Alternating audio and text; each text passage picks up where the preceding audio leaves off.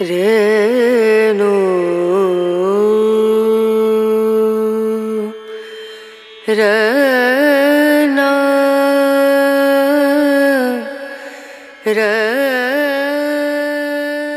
अथ 31 पवित्र उपाख्यान।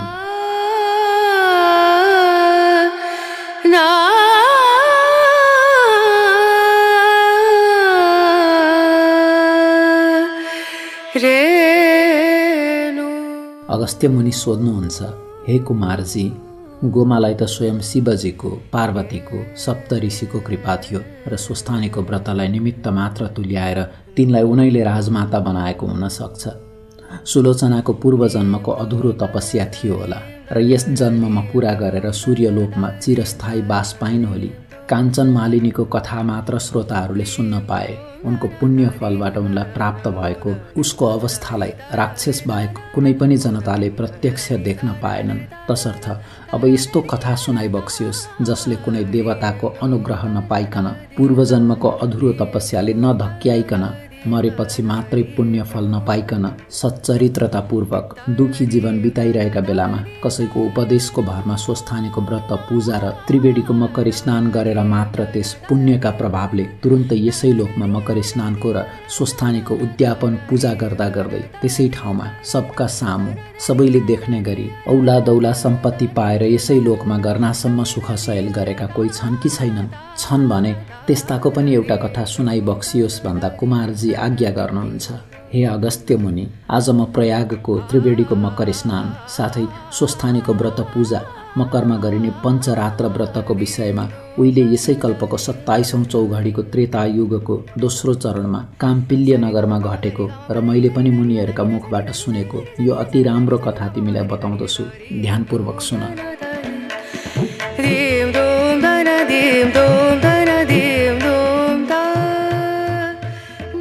अघि कुनै समयमा त्यस काम्पिल्य नगरमा सुमेधा नाम गरेका धर्मात्मा विद्वान ब्राह्मण थिए। अनि पतिव्रता धर्ममा रहने तिनकी पवित्र नाम गरेकी पत्नी थिइन्। पूर्व जन्मका कुनै दुष्कर्मले ती बाहुन यस जन्ममा धनधान्यले रहित भएका गरिब थिए। धेरै मानिसहरूसित माग्दा पनि कहीँ केही पनि भिक्षा पाउँदैनथे। न कतै त्यस्तो खानेकुरा पाउँथे, न त कतै राम्रो वस्त्र नै पाउँथे। रूप र यौवनले मनमोहक रूप भएको उस पतिलाई उसकी पतिव्रता पत्नी पवित्रा सधैँ तनमनले सेवा गर्थे। कहिल्यै अतिथिको पूजा यानि भोजनले सत्कार गर्नु पर्यो भने तब त्यो नारी त्यो दिन भोकै रहन्थी र पनि विशालाक्षी अर्थात् बडा बडा आँखा हुने त्यो सुन्दरी स्त्री मलिन मुख भएकी हुन्नथी। त्यस्तै अति सुन्दर दाँतवाली यानि हँसिली अनि आफ्नो शरीरलाई सुकाउँदै अर्थात् दुब्लाउँदै गएकी। तथापि पतिलाई कहिले पनि घरमा खाना छैन भनी नझिझ्याउने आफ्नी पत्नीलाई देखेपछि एक दिन ती सुमेधा ब्राह्मणले आफ्नी भार्याको आफूमा भएको प्रेम बन्धनकन आफ्नो चित्तमा विचारेर अनि ती ब्राह्मणले आफ्नो भाग्यलाई धिक्कार्दै ती आफ्नी प्रिय भाषिणी पत्नीलाई भने, हे सुन्दरी, म के गरौँ, के काम गरौँ? केही गर्दा पनि मैले धन पाउन सकिनँ। ठुला ठुला भव्य भव्य बेस मान्छेसँग पनि माग्दछु, तर ती पनि मलाई केही धन दिँदैनन्। हे सुन्दरी, म के गरौँ, कहाँ जाउँ? तिमी नै मलाई केही उपाय भन। हे प्रिय, बिना धनले त गृहस्थ्यै चल्दैन। अब तिमी मलाई धन कमाउनका निम्ति परदेश जानका लागि आज्ञा देऊ।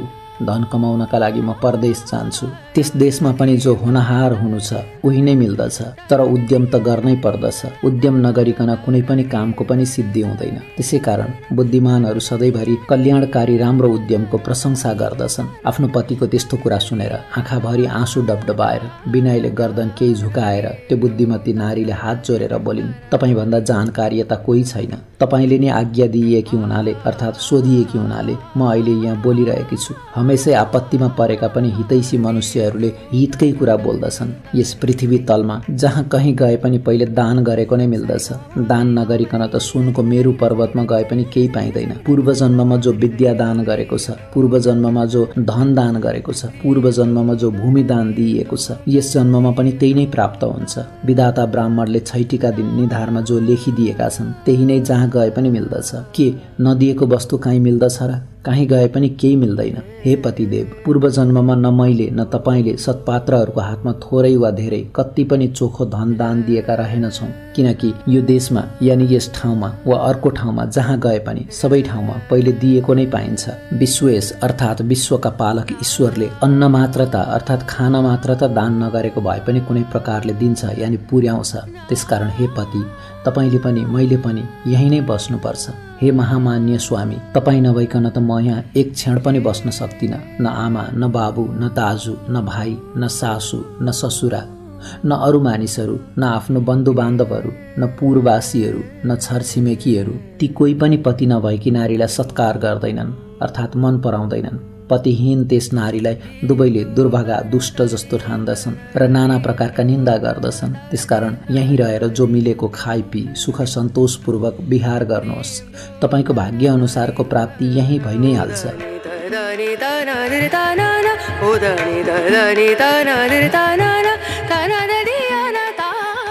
ती पत्नीको यस्तो कुरा सुनेर अनि ती विद्वान व्यक्ति पनि त्यही नै रहे, कतै गएनन्। यतिकैमा रहँदा बस्दा त्यहाँ कुनै दिन मुनिहरूमा श्रेष्ठ कौडिन्य मुनि घुम्दै फिर्दै टुप्लुक्क आइपुग्नु भयो। ती ऋषिलाई आएको देखेर अत्यन्त खुसी भएका ती ब्राह्मणहरूमा श्रेष्ठ सुमेधाले पत्नीसहित जर्याको जुरुक उठेर शिर झुकाएर बारम्बार नमस्कार ढोक गर्दा भए र भने, म धन्य छु, भाग्यमानी छु, कृपा गरिएकाले कृतार्थ छु, आजै मेरो जीवन सफल भयो। मेरा अहोभाग्यले प्रभु देखिनु भएको छ अर्थात् तपाईँको दर्शन पाएँ भनी मुनीश्वर कौडिन्यलाई ती सुमेधाले भने अनि उनलाई सुन्दर आसनमा बसालेर ती कौडिन्य ब्राह्मणलाई अर्घ्यादिले पूजा गरे। तब ती ऋषिलाई विधिपूर्वक बसाली यथेष्ट भोजन गराउँदै केही झुकी झुल काडी नगिचे उभिएका ती स्त्रीहरूमा अति उत्तम पवित्र ब्राह्मणीले विनयपूर्वक, हे विद्वान, हे त्रिकालदर्शी मुनि, कुन प्रकारले हाम्रो दरिद्रताको नाश होला भनेर ती दयालु ऋषिलाई सोधिन् र फेरि भनिन्, हे दयालु ऋषि, पूर्व जन्ममा दान नदिइकन यस जन्ममा कसरी धन विद्या र असल गृहिणी पाइन्छ र तैपनि मेरा पति मलाई छाडेर अर्कै देशतिर पराया नगरमा नचिनेका मान्छेसित भिक्षा माग्नका लागि जाने इच्छा गरिरहनु भएको छ। हे विद्वान मुनि,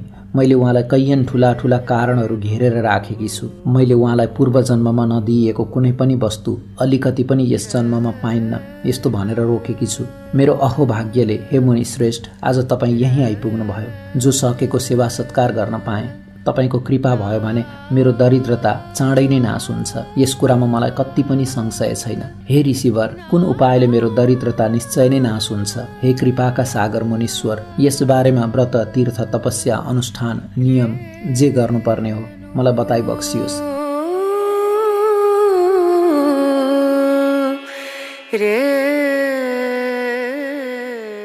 यस्तो ती सुशीला सती साध्वीले कहेको कुरा सुनेर तब ती मुनिश्रेष्ठ कौडिन्यले मनमा नै केही बेर घोरिएर विचार गरी अनि सारा पाप समूहलाई शान्त पार्ने, समस्त दुःख दरिद्रता लघार्ने अत्यन्त श्रेष्ठ अति उत्तम यस श्लोकमा सम्पत्ति सुख ऐश्वर्य प्राप्त हुने व्रतको बारेमा बताउन लागे। हे पवित्र भएकी पवित्रा देवी, यसका लागि तिमीले 3 वर्षसम्म संयमपूर्वक नियम पालना गर्नुपर्दछ भनी अनि प्रयागराजको त्रिवेणीको र त्यस त्रिवेणीमा गरेको माघ स्नानको महिमा उनलाई सुनाउन थाल्नुभयो। हे पवित्रा, जस्ता प्रकारले रातभरि चिसिएको स्थलमा प्रत्येक दिन उदाउन लागेको सूर्यको तातो मिसिएको चिसो तातो सङ्गम समय अति आरोग्यकारी र अति पुण्यदायी हुन्छ, त्यस्तै प्रकारले सूर्यको दक्षिणायन सकिएर उत्तरायण आरम्भ हुँदा चिसोमा तातो बढ्दै बढ्दै गएको चिसो तातोको सङ्गम माघ महिना पनि अति पुण्यदायी हुन्छ। त्यसैले पौष शुक्ल पूर्णिमाका दिन स्वयं स्वस्थानी देवी पनि पृथ्वीमा ओर्लिएर साली नदी अर्थात् गण्डकीको किनारमा 1 महिनासम्म निवास गर्ने गर्नुहुन्छ। त्यही मौका छोपेर स्वर्गका अप्सरा पनि साली नदीमा नुहाएर स्वस्थानी देवीको पूजा गर्न त्यहाँ आउने गर्दछन् र उनीहरू त्यस महिनालाई नै स्वस्थानी महिना पनि भन्दछन्। ती देवी नारी जातिकी हुनाले त्यतिखेर मात्रै त्यहीँ गएर वा घरमै रहेर वा प्रयागको त्रिवेणीको किनारमा बसेर भए पनि श्रद्धा भक्तिका साथ नियम पालन गरेर उहाँको पूजा आजा गर्ने आफ्ना भक्तजनहरूलाई विशेष गरी नारी जातिलाई आफू वैकुण्ठ फर्किने दिन सौभाग्य दिने र सौभाग्य स्थायी रहने वर दिनुहुन्छ र वैकुण्ठ जानुहुन्छ। जसरी प्रत्येक राशिमा सूर्य सर्दा यो महिनाभरि पृथ्वीका प्राकृतिक वस्तुहरूमा पर्ने सूर्यको शक्ति भिन्ना भिन्नै हुन्छ, उस्तै उही रुख उही बोट उही पोथ्रा उही बुटा भए पनि तुला राशिमा सूर्य रहँदा कार्तिकमा ढकमक्क भएर फुल्ने फूलहरू मीन राशिमा सूर्य रहँदा चैत्र महिनामा फुल्दैनन् र चैत्रमा फुल्ने फूलहरू कार्तिकमा फुल्दैनन्। प्रत्येक महिनामा घट्ने भिन्न भिन्न घटनाहरू ती महिनामा मात्र घट्दछन्। त्यसै गरी उही नदी, उही पोखरी, उही ताल, उही त्रिवेणी भए पनि मकरमा सूर्य रहँदा माघ महिना मात्रै नदीहरूमा र विशेष गरी त्रिवेणी नदीहरूमा सूर्यको पुण्यदायी शक्ति रहेको हुन्छ। त्यसैले माघमा नदी वा त्रिवेणीहरूमा गरेको स्नानले पाप नाच्दछ र पुण्य बढाउँदछ। हे पवित्र मन भएकी पवित्रा, उसै त पानी स्वभावैले पवित्र, निर्मल, स्वच्छ, सेतो अनि मैला सफा पार्ने, दाह नाच्ने, शान्ति दिने हुन्छ। जुन पानी सारा प्राणीहरूलाई उद्धार गर्ने, पोषण गर्ने, जीवन दिने यानि बचाउने हुन्छ।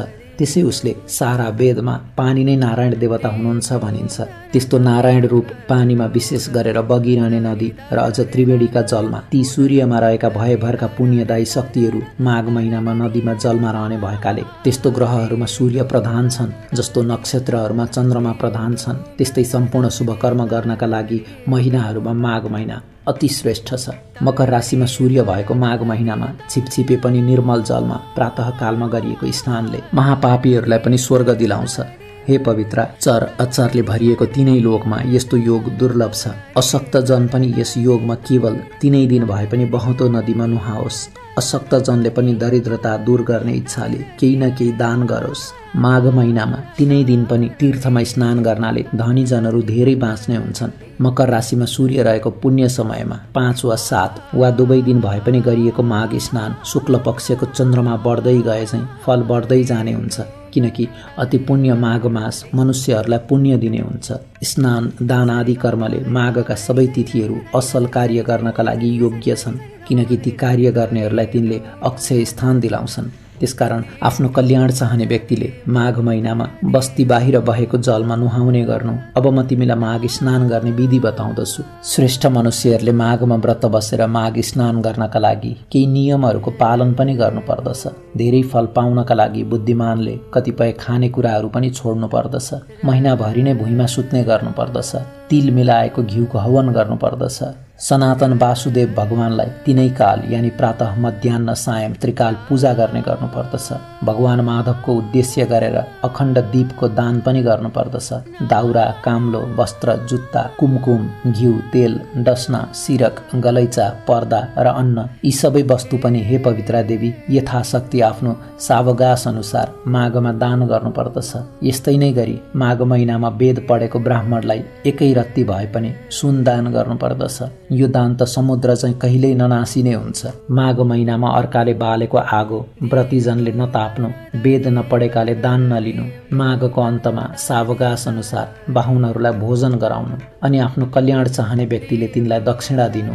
एकादशीको व्रतको उद्यापन गरे चाहिँ त्यसै गरी माघको व्रतको पनि अन्त्यमा उद्यापन गर्नु।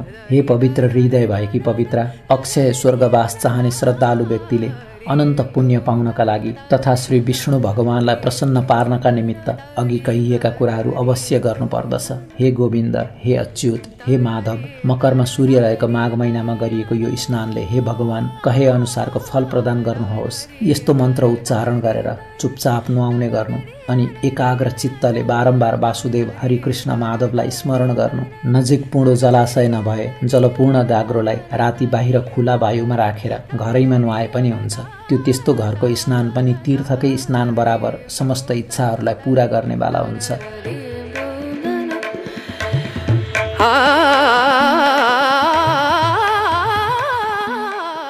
माघमा नियमपूर्वक व्रत गर्नाले भोजनमा चाहिने सबै वस्तु सहितको सिधा पनि दान गर्नुपर्दछ। त्यस्तो स्नानको प्रभावले त्यो मनुष्य नर्कमा जाँदैन। मनुष्यहरूले तातो पानीले जुन स्नान सदा घरैमा गरिन्छ, मकरमा सूर्य रहँदा गरिएको त्यो स्नान सदाको भन्दा 6 गुणा बढी फल दिने हुन्छ। अनि हे पवित्रा, बस्ती बाहिर वापी, पनेरा आदिमा गरिएको माघ स्नान चाहिँ घरैमा 12 वर्ष गरिएको नित्य स्नान बराबरको हुन्छ। पोखरीमा 2 गुणा र सामान्य खोलामा नुहाएको स्नान फल 4 गुणा बढी हुन्छ। स्वयं बनेका तालहरूमा गरिएको माघ स्नान सदाको स्नानभन्दा 100 गुणा, त्यस्तै अरू महानदीहरूको सङ्गममा गरिएको माघ स्नान चाहिँ सदाको भन्दा 400 गुणा बढी फल दिन्छ। हे पवित्रा, मकरमा सूर्य रहँदा गङ्गामा गरिएको माघ स्नानले मात्रै पनि मनुष्यले माथि कहिएका ती सबै फलको 1000 गुणा फल प्राप्त गर्दछ। माघ महिनामा जो जन गङ्गामा डुब्की मारेर नुहाउँछन् ती जन 4000 युगसम्म स्वर्गबाट फर्कँदैनन्। जो मनुष्य माघमा गङ्गामा नुहाउँछ उसले प्रतिदिन 1000 तोला सुन दान गर्ने गरेको बराबर फल पाउँछ। माघ महिनामा गङ्गा स्नान गर्नाले जो फल प्राप्त हुन्छ त्यस्तो फलभन्दा प्रयागमा गङ्गा यमुना सरस्वतीको सङ्गममा गरिएको माघ स्नानले गङ्गाका स्नानको 100 गुणाको 1000 गुणा बेसी फल मिल्छ भनी ऋषिहरूले भन्नुभएको छ। हे पवित्रा, जनताको कल्याण गर्नमा लागि परेका ब्रह्माजीले नै पृथ्वीवासी जनताहरूले गरेका थुप्रा पाप समूहलाई भस्मीभूत पार्नका लागि प्रयागराज तीर्थ बनाउनु भएको हो। अब त्यस स्नानको बारेमा राम्रोसित यसको वर्णन सुन।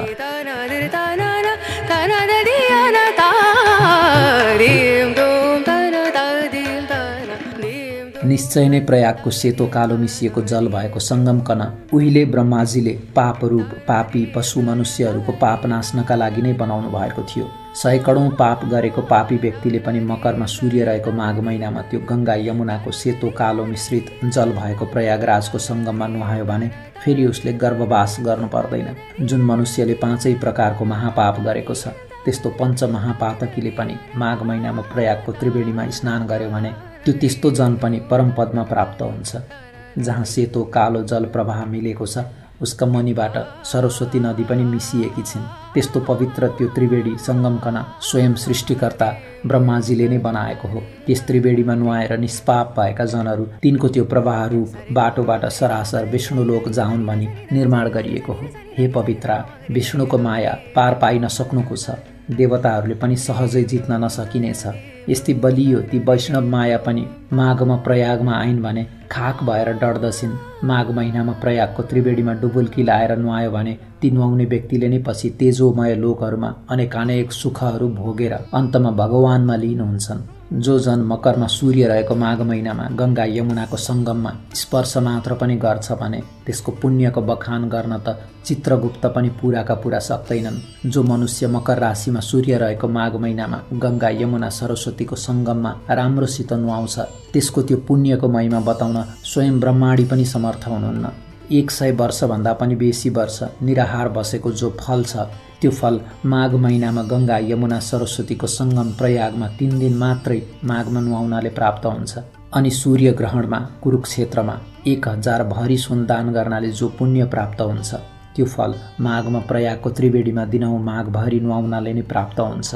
हे पवित्र अन्तस्करणवाली साधुई, 1000 राजसूय यज्ञ गर्दा जो अविनाशी फल प्राप्त हुन्छ त्यस्तै फल माघभरि गङ्गा यमुना सरस्वतीको सङ्गम प्रयागमा दिनहुँ त्रिवेणी स्नान गर्नेहरूलाई निश्चय नै प्राप्त हुन्छ। अनि पृथ्वीमा जति तीर्थहरू छन् तथा त्यस्तै जो 7 पुरीहरू छन् ती पनि मकरमा सूर्य रहेको माघ महिनामा प्रयागको त्रिवेणीमा स्नान गर्न मनुष्य रूप धारण गरेर आउँछन्। पापीहरूले नुहाउँदा ती पापीहरूको संसर्गको दोषले सबै तीर्थहरू मैला भएका हुन्छन्। ती तीर्थहरू पनि स्वरूप धारण गरेर आएर प्रयागको त्रिवेणीमा माघभरि नुहाउनाले फेरि स्वच्छ निर्मल वर्णका हुन्छन्, अर्थात् शुद्धिन्छन्। हे पवित्रा, सृष्टिको सुरुदेखि प्रत्येक जन्ममा मनुष्यहरूले जो पाप बटुलेका छन् अर्थात् सञ्चित गरेर राखेका छन् त्यस्ता ती क्रूर हेराइ गर्ने, रुखो बोलाइ बोल्ने, दयाहीन व्यवहार गर्ने, द्रव्य पिशाच जनका पनि पूर्व जन्मका ती सबै पाप प्रयागको त्रिवेणीमा माघभरि नुहाउनाले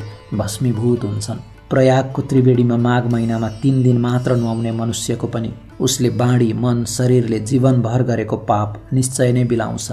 जो मनुष्य प्रयागमा त्रिवेणीमा माघ महिनामा 3 दिन मात्र पनि नुहाउँछ त्यो मनुष्य सर्पले आफ्नो पुरानो छाला यानि काँचुली त्यागे जस्तै ऊ पनि आफ्ना सबै पाप त्यागेर स्वर्ग जान्छ। जहाँ सुकै पनि बहेकी गङ्गाजी कुरुक्षेत्रको समान मानिएकी छन्, अर्थात् गङ्गामा जहाँ नुहाए पनि कुरुक्षेत्रमा नुहाएको फल समान फल मिल्छ।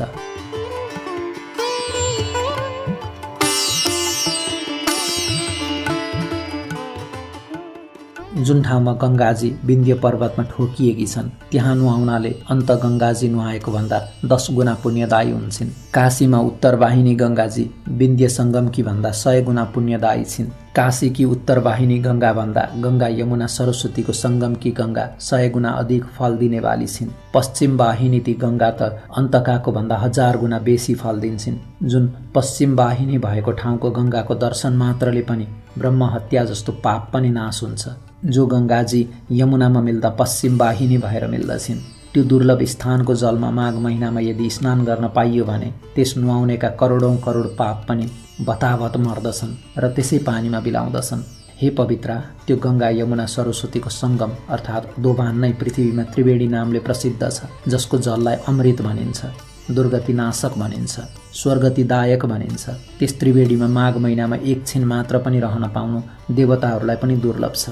ब्रह्मा, विष्णु, महादेव, रुद्र, आदित्य, मरुद्गण, गन्धर्व, लोकपाल, यक्ष, किन्नर, नाग र अणिमा आदि अष्टसिद्धि साधेका सिद्धहरू, त्यस्तै जो अरू तत्त्व व्याख्याताहरू अनि ब्रह्माणी, पार्वती, लक्ष्मी, सची, मेना, अदिति, दिति आदि सबै देवपत्नीहरू तथा नागपत्नीहरू अनि घृताची, मेनका, रम्भा, उर्वशी, तिलोत्तमा आदि अप्सराका समूहहरू, त्यस्तै समस्त पितृका गणहरू पनि माघ महिनामा प्रयागको त्रिवेणीमा स्नान गर्नका लागि त्यहाँ आउँछन्। तिनीहरू सत्ययुगमा प्रत्यक्ष रूपले आउँथे भने अरू युगमा गुप्त रूपले आउँछन्। प्रयागको त्रिवेणीमा माघ महिनामा 3 दिन मात्रै पनि नुहाएको जो फल छ त्यो त्यस्तो फल त पृथ्वी तलमा 1000 अश्वमेध यज्ञ गर्नेले पनि प्राप्त गर्न सक्दैन भन्ने यति वृत्तान्त सुनाई हे पवित्रा, उहिले काञ्चन मालिनी नामकी परीले प्रयागमा प्रत्येक माघ भरिभरि नियमपूर्वक नुहाएका उसका पुण्य फलहरूमध्ये केवल 3 माघको मात्र त्यस त्रिवेणीको आफ्नो मकर स्नानको फल कुनै राक्षसलाई दिएकी थिए त त्यसै पुण्य फलको प्रतापले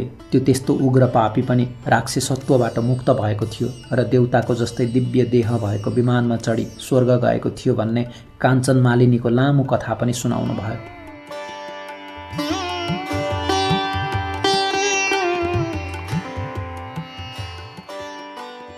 तसर्थ हे पवित्रा, अब तिमी पनि पूर्वजन्मका बाँकी समस्त पाप पखाल्नका लागि अब आउने पौष शुक्ल दशमीका दिन प्रयागको त्रिवेणीको तटमा गएर माघको मसान्तसम्म कल्पवास बस्ने गरी त्यहीँ बसी पौष शुक्ल एकादशीदेखि पूर्णिमासम्म दिनौँ त्रिवेणीमा 3 डुबुल्की मारी शरीरलाई शुद्ध्याई त्यसपछि त्रिकाल नुहाई भुइँमै काम्लोमा सुती ब्रह्मचर्यमा रही सधैँ दिनको तेस्रो प्रहरमा 1 छाक मात्र हविष्य खाई पूर्णिमाका दिन हात गोडाका नङ काटी त्यसै दिनदेखि त्रिकाल स्नान गर्ने गरी मध्याह्न स्नानको बाद त्रिवेणीको तीरमै बालुवाको 2 ढिस्को उठाई त्यसैमा चन्दन, अक्षता, धूप, दीप नैवेद्यले शिव पार्वतीको पूजा दिनहुँ गर्ने गरी माघ शुक्ल पूर्णिमासम्म स्वस्थानीको व्रत बसेर त्यसै पूर्णिमाका दिन स्वस्थानीको उद्यापन पूजा अर्थात् व्रत समाप्तिमा गरिने पूजा गरी मकरमा सूर्य सरेर रहेको माघभरि नै 30 दिनसम्म दम्पतिले नै त्रिकाल 3 डुबुल्की त्रिवेणीको जलमा नुहाई विशेष गरेर मकर राशिमा एकसाथ सूर्य, चन्द्रमा, पृथ्वी रहेर कुम्भ योग परेको माघे औँसीमा दुवैले सके 108 डुबुल्की मारेर त्रिवेणीमा नुहाई सावगास भए गरिब गुरुबालाई खुवाई या अन्न बटाई त्यसरी नै 2 माघ बिताई तेस्रो माघमा माघ शुक्ल एकादशीदेखि पूर्णिमासम्म कल्याणकारी पञ्चरात्र व्रत गर, जुन व्रत गर्नाले यस लोकमा सम्पत्ति, सुख, शान्ति र परलोकमा मुक्ति समेत मिल्दछ। त्यो पञ्चरात्र व्रत श्रद्धापूर्वक गर्दा बिहानै त्रिवेणीमा नुहाएर जो 5 दिन पुरै पानी मात्र पिएर निराहार रहन्छ त्यो व्रती मरेपछि वैष्णव लोकमा बास पाउँछ। जो जन ती 5 दिन 1 छाक मात्र फलफूल खाएर रहन्छ त्यो जन पहिलेका सबै पापबाट छुटेर स्वर्गलोकमा गई रमाउँछ। जो जन 5 दिनसम्म ब्राह्मण भोजन गराउँछ त्यस जनले विधिपूर्वक देवता सहितको सारा दानव र मानवलाई भोजन गराए बराबरको पुण्य पाउँछ। यी 5 दिनसम्म स्वच्छ शुद्ध पानी भरिएको जलपूर्ण घडा जो जन ब्राह्मणलाई दान गर्छ त्यस जनले नै मानौ चर अचर सहितको सकल ब्रह्माण्ड नै दान गर्यो भन्ने ठाने हुन्छ। जो जन ती 5 दिनसम्म प्रातः स्नान गरेपछि प्रशस्त तिल भरिएको पात्र दान गर्छ त्यो जन यस लोकमा ठुला ठुला धेरै सुख भोगेर अन्तमा परलोकमा सूर्यलोकमा गएर आनन्दसित रहन्छ।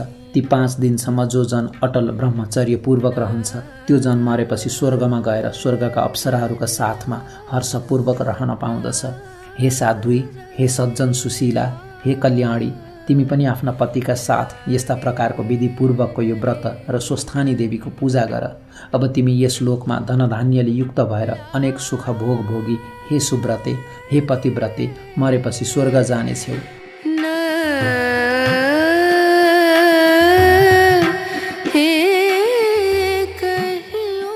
यति भने खाइवरी सकी उठी बाहिर आई सुमेधाले करुवाले धारो लगाएको पानीले हात मुख धोई चुटचाट गरी टक्र्याइएको स्वच्छ तौलियाले हात मुख पुछी बस्न ठिक पारिएको आसनमा बसी एकछिन गफगाफले मन बहाई अनि उठी अलका पहिरी झोला भिरी कमण्डलु हातमा झुन्ड्याई खराउ लगाई तब पवित्राले पाद स्पर्श गरिएका तथा सुमेधाले परसम्म पुर्याई चरणमा ढोगिएका ऋषि कौडिन्यले जाउँ है त भनी आफ्नो बाटो लागे।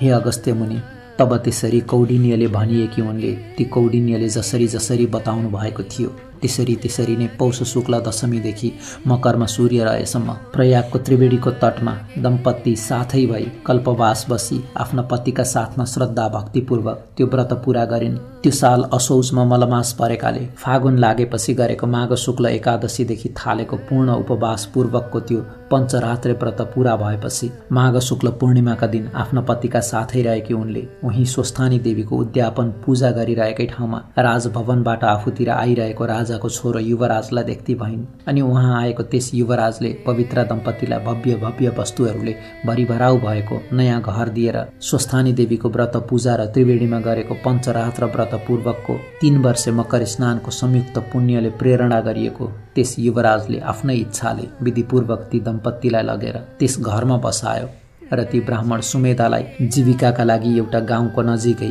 1000 बड्की बिघा जमिन कुसे दान दिएर उनको त्यो 3 वर्षे तपस्याले प्रसन्न भएका राजपुत्रले ती दम्पतिको स्तुति गरेर आफ्नो घर गए।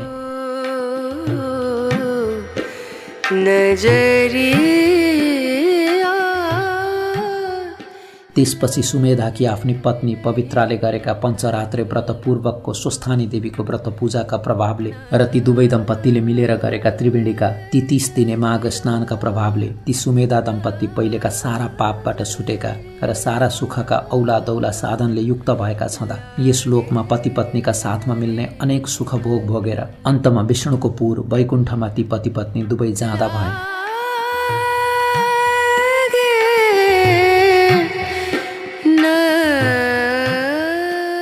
त्यस्ता प्रकारले जो मनुष्यहरू पञ्चरात्र व्रत पूर्वक श्री स्वस्थानी देवीको अत्यन्त उत्तम व्रत पूजाका साथ महिनैभरि प्रतिवर्ष त्रिवेणीमा मकर स्नान गर्दछन् तिनको पुण्य र त्यो पञ्चरात्र व्रतबाट प्राप्त भएको पुण्यको बखान गर्न त मबाट पनि पार लाग्दैन।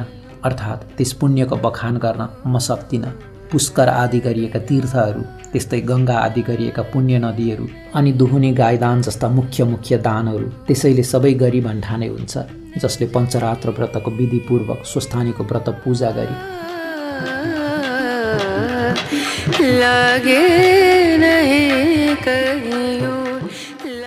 जसले पञ्चरात्रको व्रत विधिपूर्वक गरी उसले व्रतखण्डमा बताइएका सारा व्रत गरी सिद्ध्याई भन्ठाने हुन्छ।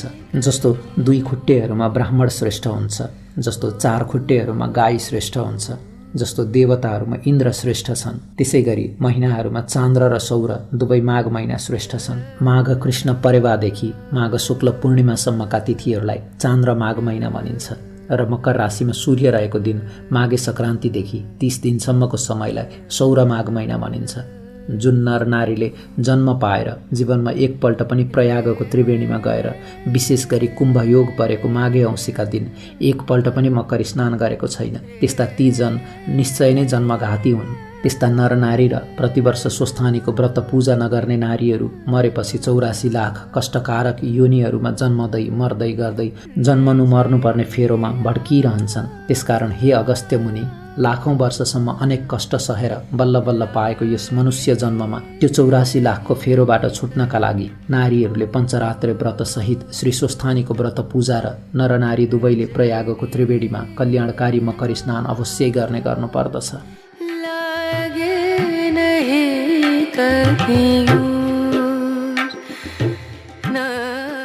जो कोही पनि मनुष्यहरू यस संसारमा जन्मिएर त्रिवेणीहरूमा नुहाई धुवाई शुद्ध पवित्र भएर सर्वशुद्ध विधिले अर्थात् असल विधिपूर्वक पवित्र र सुमेधाले जस्तै गरी स्वस्थानीको व्रत पूजा र त्रिवेणीमा मकर स्नान गर्ने गर्दछन्, त्यस्ता मनुष्यहरू यस लोकमा सुख सम्पत्ति भोगेर मरेपछि स्वर्गमा इन्द्रले जस्तै सकल सुख ऐश्वर्य भोगी त्यसपछि तिनै भुवनले स्तुति गरिने भगवान विष्णुको धाम वैकुण्ठमा जान्छन्।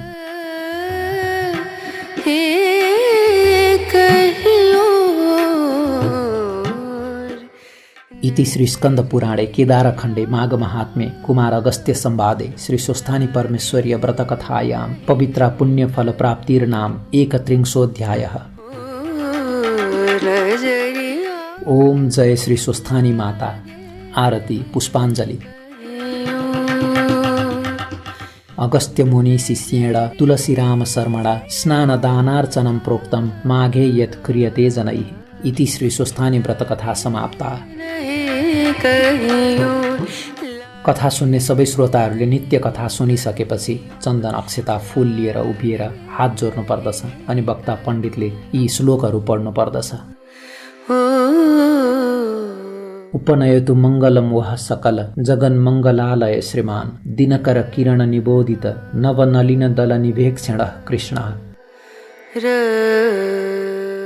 काले वर्षतु पर्जन्यः पृथिवी सस्यशालिनी दशोऽयं क्षोभरहितो ब्राह्मणाः सन्तु निर्भयाः अपुत्राः पुत्रिणः सन्तु पुत्रिणः सन्तु पौत्रिणः निर्धनाः साधनाः सन्तु जीवन्तु शरदां शतम्।